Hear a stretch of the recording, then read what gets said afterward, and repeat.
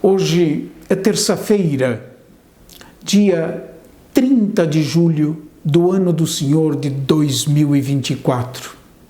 E o evangelho de hoje é de Mateus, capítulo 13, versículos 36 a 43.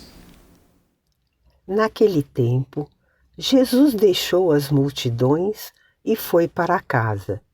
Seus discípulos aproximaram-se dele e disseram: "Explica-nos a parábola do joio." Jesus respondeu: "Aquele que semeia a boa semente é o Filho do Homem. O campo é o mundo. A boa semente são os que pertencem ao reino. O joio são os que pertencem ao maligno. O inimigo que semeou o joio é o diabo. A colheita é o fim dos tempos. Os ceifadores são os anjos. Como o joio é recolhido e queimado ao fogo, assim também acontecerá no fim dos tempos. O Filho do Homem enviará os seus anjos e eles retirarão do seu reino todos os que fazem outros pecar e os que praticam o mal, e depois os lançarão na fornalha de fogo. Ali haverá choro e ranger de dentes. Então os justos brilharão como o sol no reino de seu Pai. Quem tem ouvidos, ouça.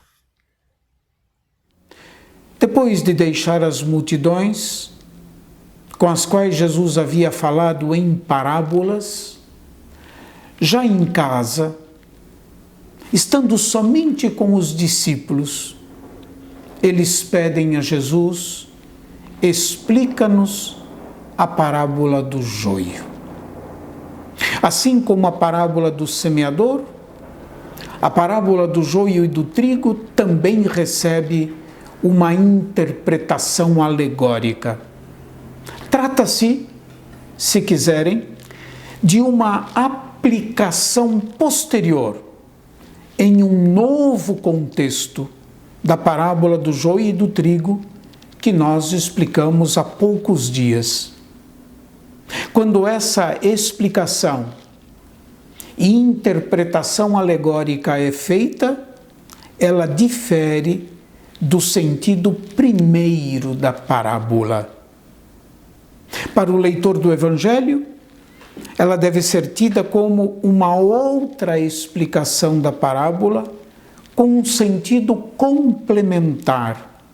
E em relação à parábola, ela mesma. É bastante provável que a interpretação alegórica da parábola não remonte a Jesus, mas às necessidades da pregação cristã posterior.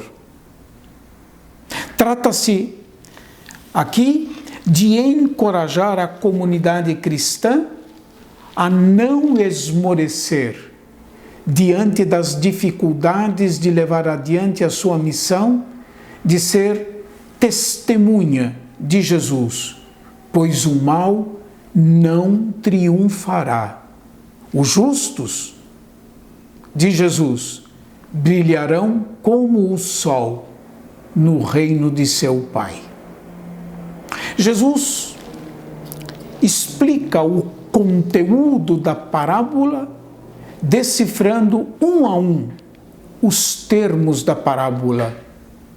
O que semeia a boa semente é o Filho do Homem. O campo é o mundo, a boa semente são os que pertencem ao reino, os joios são os que pertencem ao maligno, o inimigo que semeou o joio quando todos dormiam é o diabo. A colheita é o fim dos tempos, os ceifadores são os anjos. O Filho do Homem semeia no mundo uma realidade nova, a saber, os filhos do reino, isto é, os que se definem por sua pertença ao reino, estão em conflito com os filhos do maligno. Esse conflito é a constatação de um fato vivido, de um fato experimentado. Há tensões no mundo, há conflitos no mundo, há lutas no mundo. Esse conflito, repito, é a constatação de um fato vivido, experimentado, inclusive por nós, não só pelos cristãos do final do primeiro século, por nós. Não obstante o fato dessa tensão da existência humana, o acento, contudo, não é posto no conflito, mas no desfecho final, no fim dos tempos. Os cristãos, enraizados em Cristo, são herdeiros de sua vitória sobre o mal e sobre a morte. A nossa fé cristã, em meio às adversidades, contrariedades e frustrações próprias da nossa existência, precisa ser iluminada pelo mistério pascal de Jesus Cristo. O sofrimento, a perseguição, a morte não são a palavra definitiva de nossa existência, nem tampouco a última palavra. Apoiado em imagens do livro de Sofonias e do livro de Daniel, Jesus compara a colheita ao juízo final. Como o joio é recolhido e queimado ao fogo, assim também acontecerá no fim dos tempos. Fundamental para a esperança cristã é o versículo final em que Jesus, como já citamos, afirma que o mal não triunfará. Não triunfará. Os justos de Jesus brilharão como o sol no reino de seu Pai.